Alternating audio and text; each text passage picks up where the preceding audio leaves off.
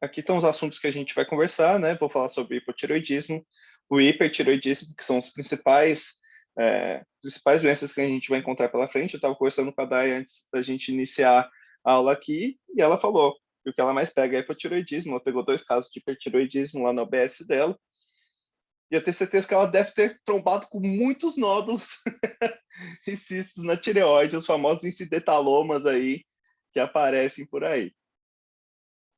Beleza, vamos lá.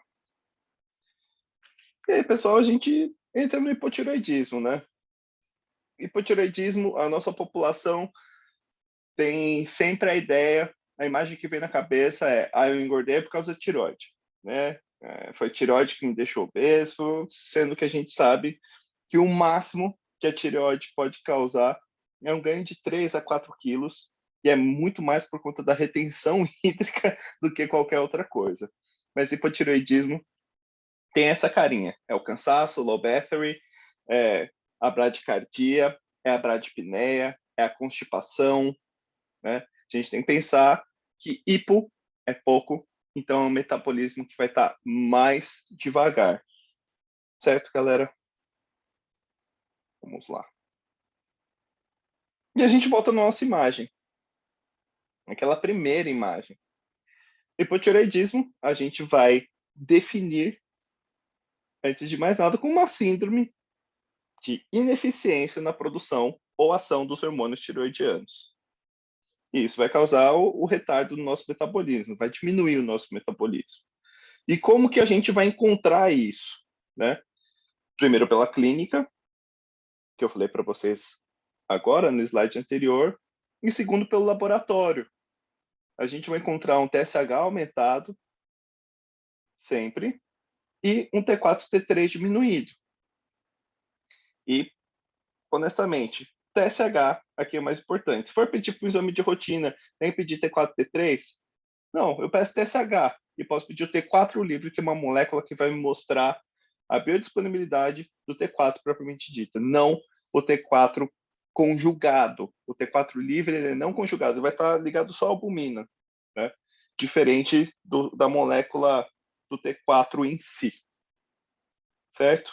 E o hipotireoidismo, ele tem essas definições, ele pode ser primário, secundário ou terciário, que volta na nossa primeira imagem. Ou ele é da tireoide propriamente dita, que não está funcionando corretamente, ou ele é da hipófise, ou ele é do hipotálamo. A secundária e a terciária são muito mais raros.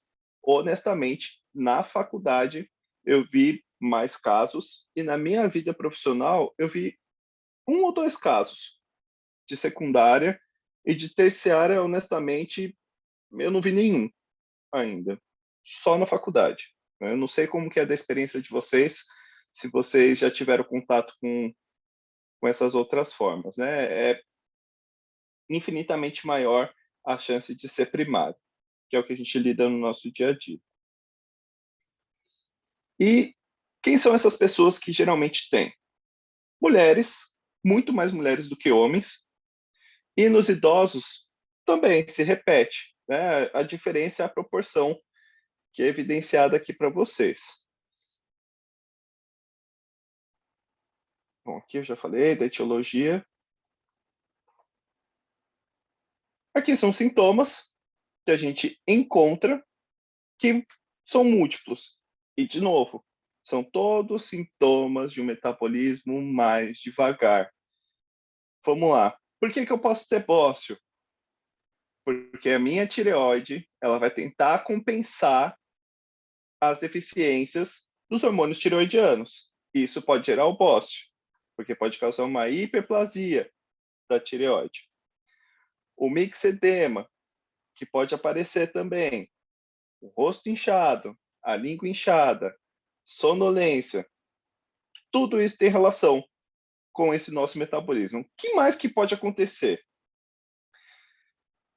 Eu posso ter alteração da urina, eu posso ter principalmente constipação, eu posso ter alteração do ciclo menstrual, infertilidade também, a pele passa a ficar muito seca, eu vou ter queda de cabelo, as unhas ficam fracas. É uma pessoa que sempre vai estar com frio e lenta. Gente, hipotireoidismo é lento, é lento. Tudo vai ser mais lento. Mas tem algumas coisas que vão ser diferentes. Algumas coisinhas vão ser diferentes aqui. Por exemplo, vou perguntar para vocês, eu gostaria da participação.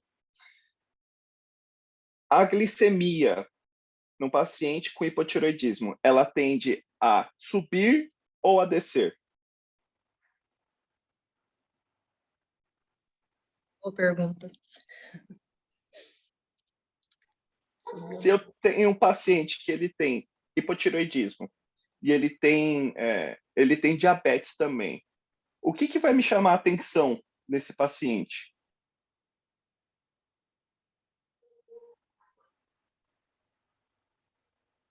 Hiper. E, Não. no primeiro momento a gente pensa que é hiper, mas não é. É hipoglicemia. É hipoglicemia. Mas fala, por quê? Por que vai ter hipoglicemia? Não vai diminuir o metabolismo de tudo?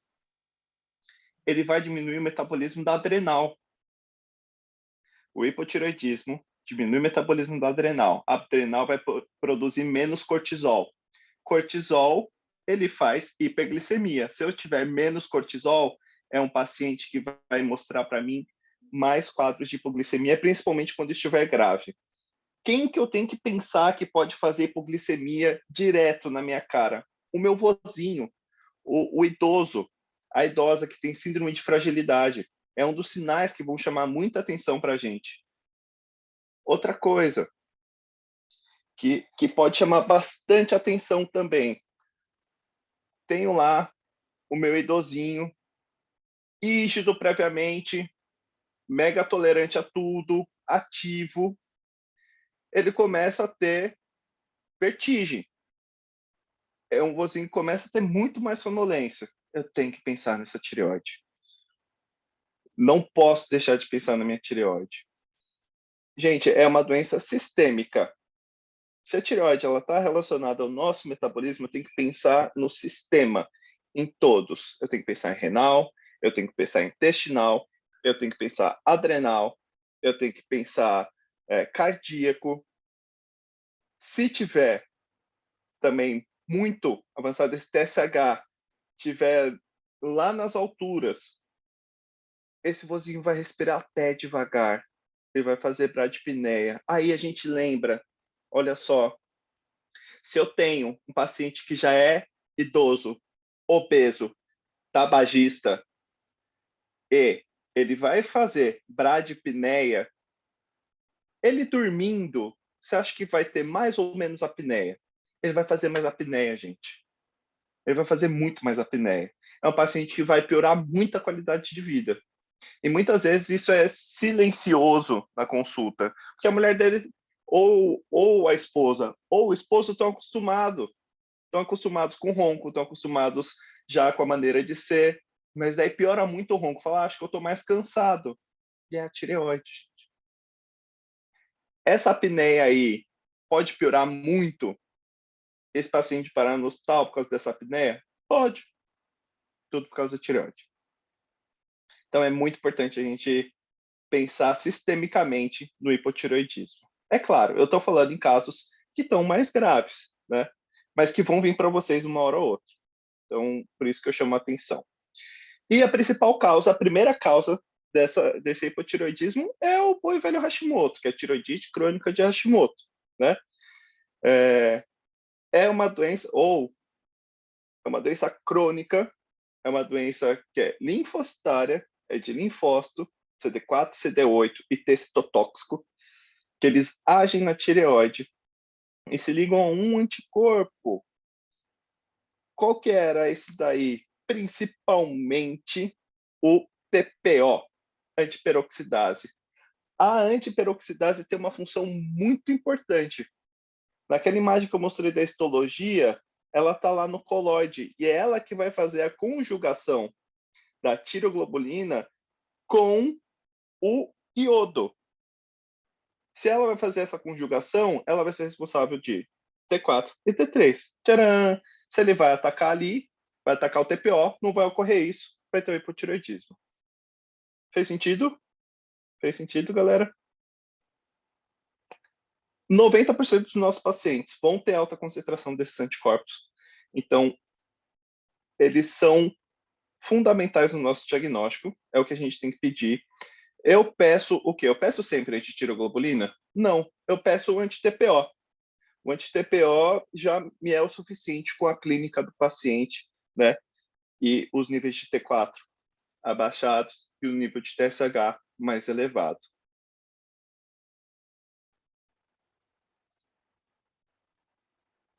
Aqui os sintominhas que eu havia falado para vocês, né?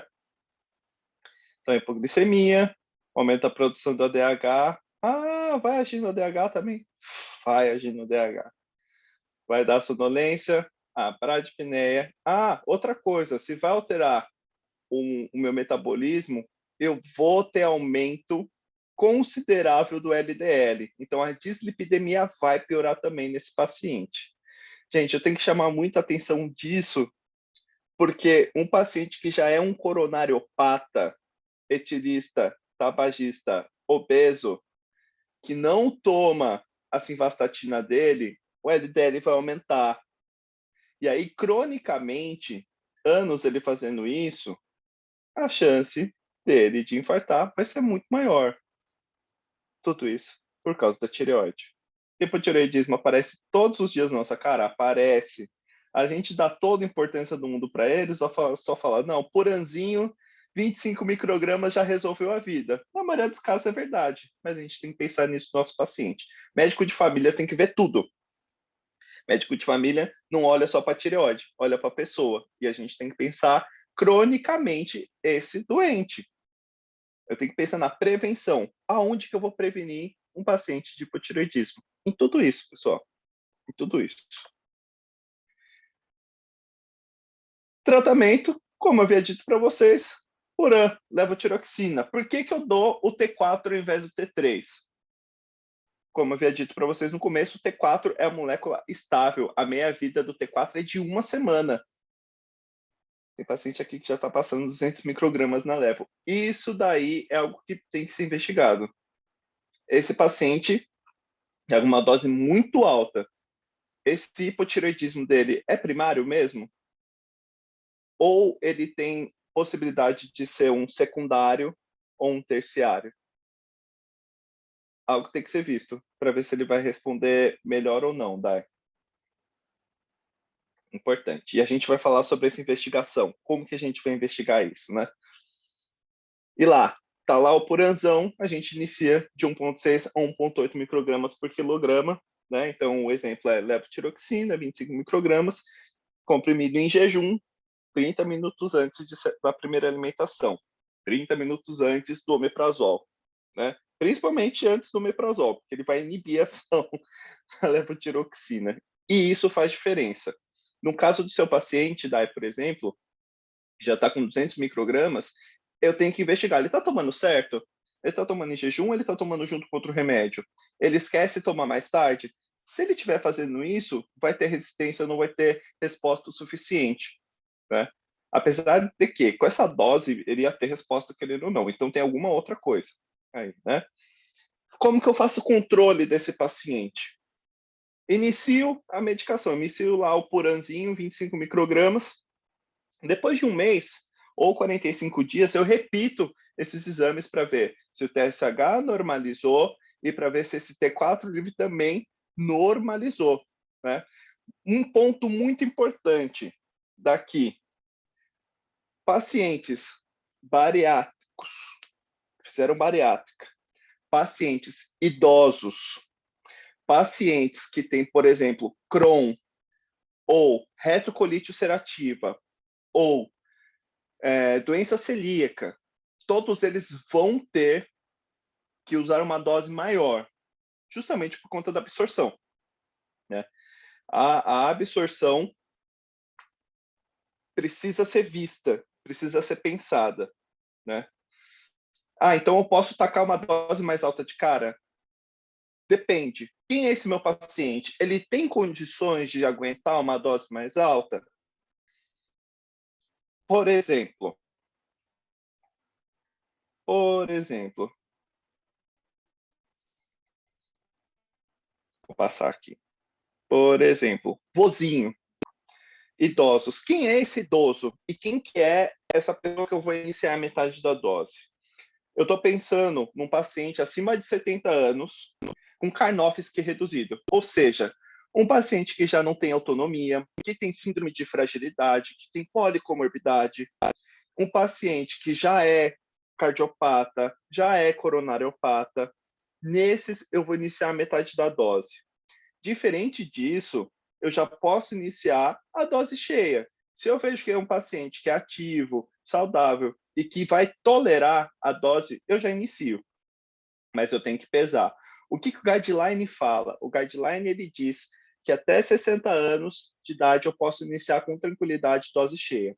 Acima de 60 anos, entre 60 e 70, eu tenho que avaliar quem é esse paciente. E de 70 anos para cima, também preciso avaliar quem é esse paciente, mais o indicado pela literatura iniciar metade da dose. Outra coisa, pessoal, um coronariopata. O desenho da coronária aqui está bonitinho. Um coronariopata grave, também tem que ver o Karnofsky desse paciente. Ele é infartado recente? Ele foi revascularizado? Ele é tabagista? Ele é etilista? Quem que é esse paciente? E como que está esse coração? Por quê? Ele já está acostumado com o metabolismo mais devagar. Se eu der ofertar o hormônio para ele, o que vai acontecer com esse metabolismo? Esse metabolismo vai acelerar e pode acelerar demais. Ou seja, esse coração pode não aguentar.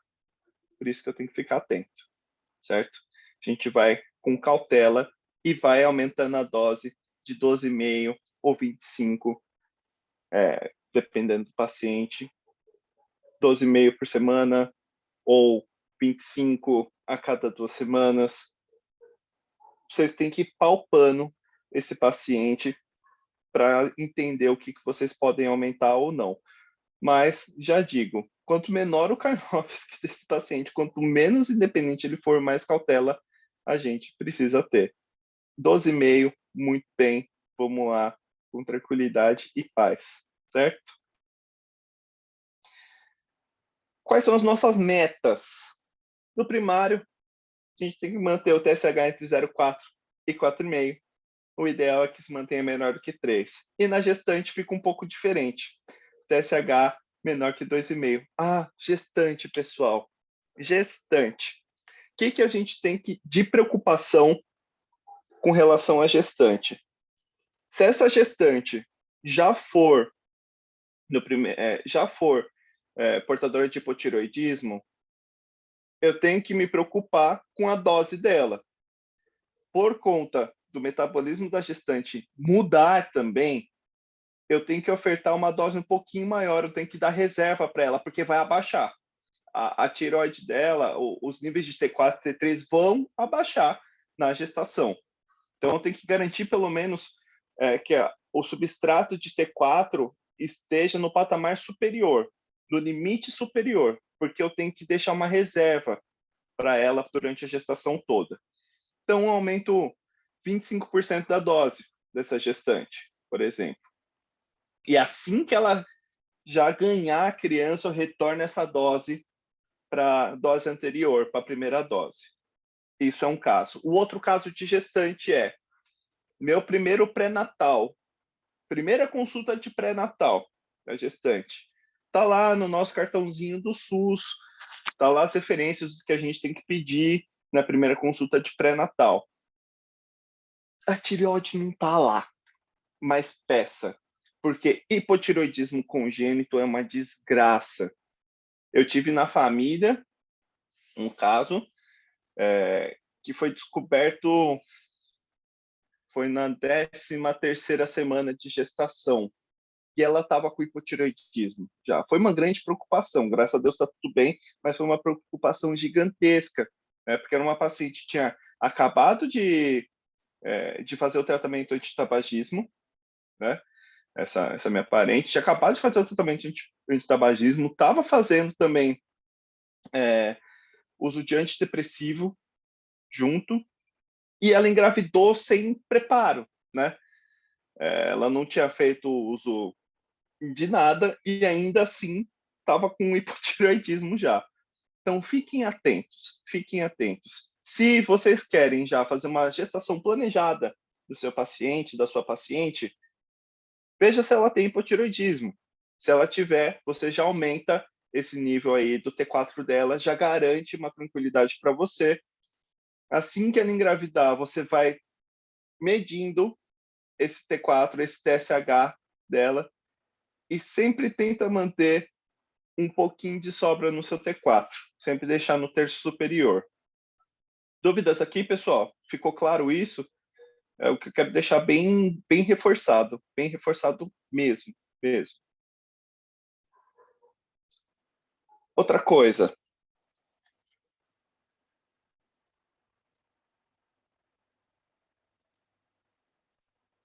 Ótimo. Outra coisa. Hipotireoidismo subclínico. O que é esse hipotireoidismo subclínico? É quando nós temos lá, naquela imagenzinha, a parte até normal. Os exames laboratoriais não vão dar susto na gente, né? Aqui, subclínico, TSH aumentado, T4 livre normal. Aí você fala, preciso tratar? Depende. Depende do quê? Quem que é esse paciente? De novo tá lá, ó, vozinho coronariopata. Então lá esses dois. Outra pessoa, quem já tem Hashimoto. Mas a pessoa não tem sintoma nenhum. Não dá só para a gente acompanhar? Até dá. Tem uma divergência na literatura entre os especialistas de que se deve ou não tratar um Hashimoto quando ele é subclínico. A minha escola, o meu professor Dr. Marco Aurélio, que era especialista em Hashimoto, inclusive, ele falava, trata porque o Hashimoto uma hora vai ativar. Quando ele ativar, você já vai ter tratado esse paciente e vai impedir que ele tenha sintomas mais graves, né? Então você vai só acompanhar laboratorialmente. Vou precisar dar a dose completa para esse paciente? Não vou. Posso dar uma subdose para ele, que vai ser o suficiente para manter já o quadro e manter essa tireoidite de Hashimoto descansandinho no lugar dela. Outra coisa, paciente jovem, rígido, assintomático, mas está com TSH maior do que 10, me chama atenção. Trato porque esse TSH vai crescer mais, vai para 12, vai para 15, vai para 20, e aí ele vai, com certeza, piorar. Eu já trato ele, para impedir que isso aconteça, certo? E, de novo, as gestantes que já têm hipotireoidismo, a gente já aumenta a dose, como eu havia falado, para dar margem para a gente e segurança para a gente tocar esse pré-natal com paz e tranquilidade. Quais são as nossas metas e as nossas doses? TSH entre 4 e 8, entre 25, 8 a 12, 50 e maior que 12, 75. Sem segredo. Claro, de novo, idosos coronariopatas, eu faço metade dessa dose. Não faço a dose toda, a não ser que eu veja que esse paciente aguenta que eu faça essa dose. E chegamos lá, no hipotireoidismo central. Deixei para falar deles por último. Por quê? Se eu suspeitei de hipotireoidismo central, eu vou segurar sozinho esse paciente? Nunca, jamais, de forma alguma. Eu vou mandar para endócrino, porque isso requer uma investigação um pouquinho mais elaborada, que a gente até pode fazer e a gente pode tocar esse caso, mas é importante que ele passe com o especialista focal. É importante que tenha um diagnóstico acertado, porque a gente está falando aqui, a gente pode falar de um microadenoma de hipófise, por exemplo, que está causando esse hipotireoidismo central, mas a gente pode estar falando de outras doenças autoimunes, muito mais específicas, né? A gente pode estar falando de alguma alteração importante no hipotálamo, a gente vai ter que pedir exame de imagem, a gente vai ter que correr um pouco mais com esse paciente, né? Paciente que está usando doses muito altas de medicamento, não tem resposta, não tem melhora, gente, eu preciso investigar outra coisa, né? A gente precisa. E uma coisa importante na medicina de família e comunidade, quando a gente está lá na PS, a gente aqui em São Paulo, a gente geralmente não tem tempo quando a gente está na rede pública. Lidar com o hipotireoidismo central que demanda tempo, que a gente não vai ter. Então a gente manda o especialista focal que lá ele vai ter um tempo melhor, ele vai conseguir lidar melhor com essa situação e você vai estar fazendo bem ao seu paciente também, né? E no retorno, eu sempre gosto de fazer cartinhas para o especialista focal, mostrando por que eu estou encaminhando, né? E eu entrego essa cartinha para o meu paciente, escrevo a historinha dele e peço sempre para o paciente falar: ó, o meu médico pediu para entregar essa carta para você, ele gostaria de ter uma resposta para fazer um acompanhamento conjunto, porque quadros assim vão ficar com você. Esse paciente vai sair da consulta do endócrino e vai falar: doutor, o que que você acha? Tá certo ou tá errado? A nossa opinião como médico de família é muito importante. Todos eles vão vir para a gente, né? E a gente vai ter que estar pautado para poder falar. Beleza, pessoal? De novo, conduta perante o quadro de hipotireoidismo secundário e terciário, o endócrino. Beleza? Sem dor de cabeça. Aqui a gente terminou essa primeira parte. Vamos lá. Temos dúvidas?